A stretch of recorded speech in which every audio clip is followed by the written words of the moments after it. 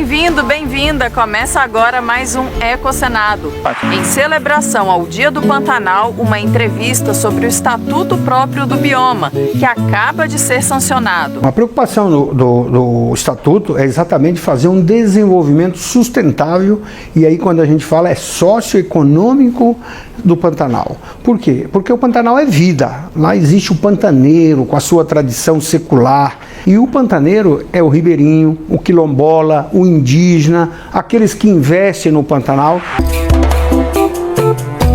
Em 12 de novembro é comemorado o Dia do Pantanal, a maior planície alagável do mundo.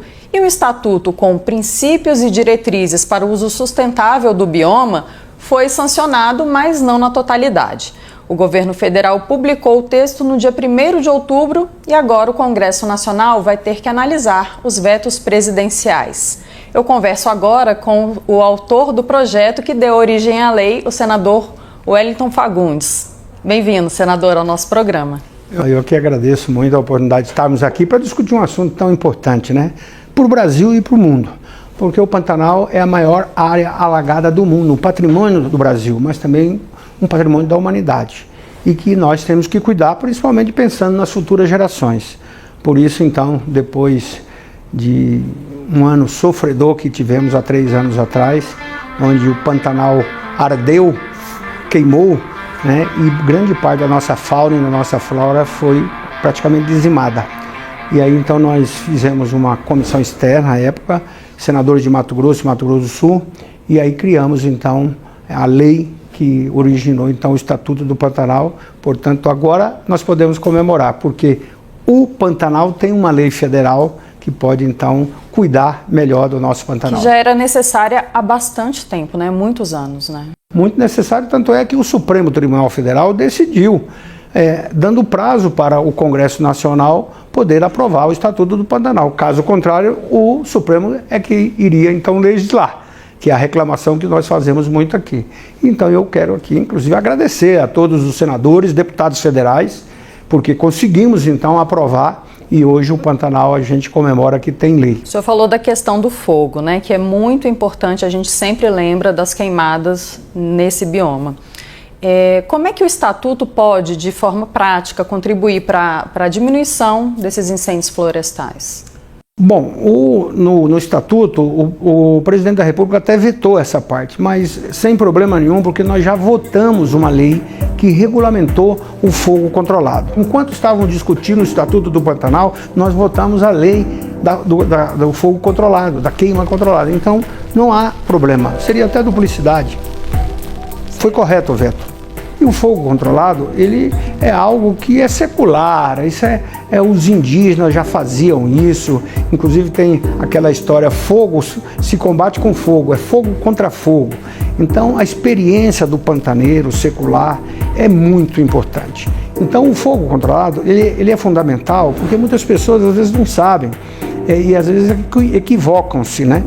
O Mato Grosso, por exemplo, nós temos o Cerrado, temos a Amazônia e temos o Pantanal. O Pantanal, ele é praticamente uma diversificação do Cerrado. Então é perfeitamente possível ter queima no Pantanal ou no Cerrado, inclusive espontânea e às vezes criminosa também. Agora, com o fogo controlado, o que se permite é exatamente porque o Pantanal, ele tem épocas do ano. Primeiro a cheia, onde o capim cresce, aí vem a seca e ele acama.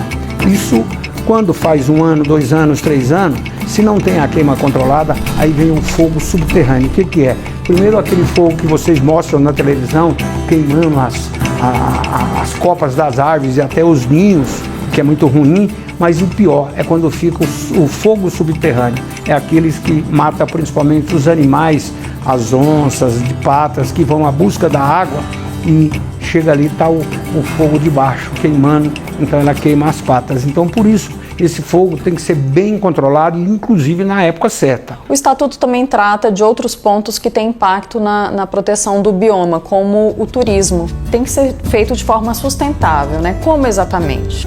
A preocupação do Estatuto é exatamente fazer um desenvolvimento sustentável, e aí quando a gente fala é socioeconômico do Pantanal. Por quê? Porque o Pantanal é vida. Lá existe o pantaneiro com a sua tradição secular, né? Na Segunda Guerra Mundial, foi o pantaneiro que produziu a proteína nobre, que é o charque, para exportar, para sustentar os nossos soldados lá. Então o Pantanal sempre foi isso, a lida do gado, fazendo o manejo e com o homem. E o pantaneiro é o ribeirinho, o quilombola, o indígena, aqueles que investem no Pantanal, porque 93% do território pantaneiro, Karine, é da iniciativa privada. Então, a harmonia em viver com quem sabe e fazer o desenvolvimento sustentável, e aí o que é desenvolvimento sustentável? Não é preservação única. Por isso, quando se cria, inclusive, as RPPMs no Pantanal, quando é muito grandiosa, é um perigo. Esvaziar, às vezes, tirar o homem lá da sua sabedoria, da sua vida, da sua cultura, esvaziar totalmente o gado. Aliás, até nas queimadas, a Tereza Cristina diz o seguinte: o boi bombeiro. O que é o boi bombeiro? É exatamente o pisoteio que exatamente favorece esse equilíbrio ambiental do Pantanal. Então, o Pantanal sustentável é cuidar de produção, de riqueza e também da conservação e até preservação em alguns pontos específicos que tem que ser feito. E aí que entra o selo sustentável? Dentro do Estatuto do Pantanal nós criamos o selo sustentável. Por quê? Para nós, o Pantanal é uma grife. E é uma grife nacional e mundial. Qual empresa que não vai querer ter o selo Pantanal? Então nós vamos agora normatizar a lei para que, se uma empresa quiser usar o nome, ela vai pagar um royalty. Vai pagar ali uma compensação para que a gente possa fazer exatamente esse trabalho de preservação e conservação do nosso Pantanal.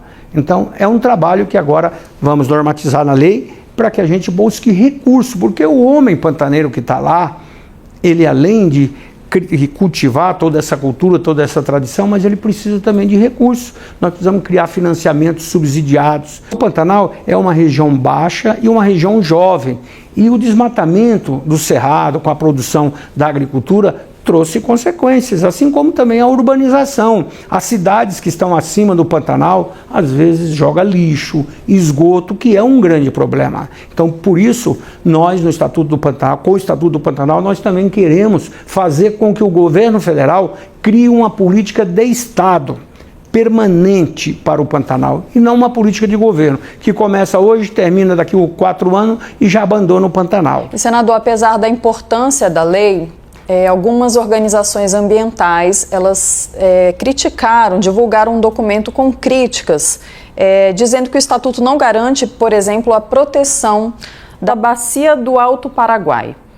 Como é que o senhor vê essa crítica? Primeiro, na normatização será possível a gente corrigir algumas coisas.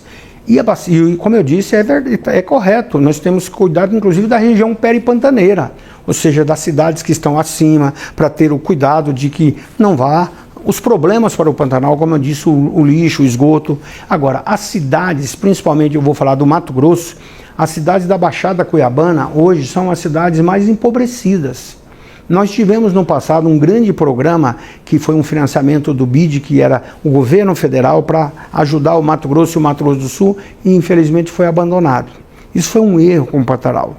Eu não vou aqui falar em nomes, mas o pantaneiro, ele tem que cobrar essa dívida, que é um crédito que ele tem com quem veio para a região peripantaneira fazer o desenvolvimento da agricultura. A agricultura trouxe riqueza, muita riqueza para os 2 estados, mas também tem consequências. Por isso nós então queremos o selo do Pantanal e queremos política de investimento. Então eu acho que nem tanto ao céu, nem tanto ao mar, a vida é um aperfeiçoamento. E nós queremos sim a participação de todos, mas queremos a participação de quem conhece realmente o Pantanal. Ou seja, quem quiser opinar também no Pantanal, venha conhecer primeiro. Agora, não pode ser um pesquisador de qualquer país do mundo que nunca veio aqui e querer dizer que forma que nós temos que viver. Nós temos um Código Florestal Brasileiro, que é uma das legislações mais rígidas ambientais do mundo. E isso os outros países têm que nos respeitar, porque aqui também nós precisamos produzir alimentos para os brasileiros, né, para alimentar os brasileiros e ainda, olha, cumprimos com aquilo que o mundo fala, que é segurança alimentar. E o Brasil é um exemplo disso. nós exportamos e ainda precisamos, inclusive, industrializar esses produtos. Nós exportamos as commodities agrícolas para tirar a fome de muitos países do mundo. Agora, eles precisam nos remunerar melhor. É isso que a gente quer para a gente fazer a conservação, a preservação. Tragam recursos, nos ajude, principalmente os países desenvolvidos que querem impor, às vezes, regras para nós. Então, senador, os próximos passos para colocar em prática o Estatuto do Pantanal é normatizar, serem criadas leis para regulamentar o que está ali definido no Estatuto. É isso mesmo, e para fazer com que, primeiro, a nossa cultura seja mais difundida, para que fazer com que a população brasileira e mundial conheça o Pantanal verdadeiramente. Para isso nós precisamos da mídia, nós precisamos de fazer um trabalho de convencimento ao mundo para trazer esses investimentos para cá. E, claro, por isso que essa normatização é importante. Nós queremos fazer junto com os 2 estados, porque é importante que cada estado tenha a sua lei específica e, como eu disse, até às vezes o município. E eu quero parabenizar, inclusive, a Embrapa, quando criou a Embrapa Pantanal lá em Corumbá, que foi um instrumento importante e que precisamos levar recursos para a Embrapa para continuar fazendo as pesquisas, para promover também a riqueza. Tá certo, senador. Agradeço muito a sua participação aqui no programa. Que bom. Vamos falar mais vezes.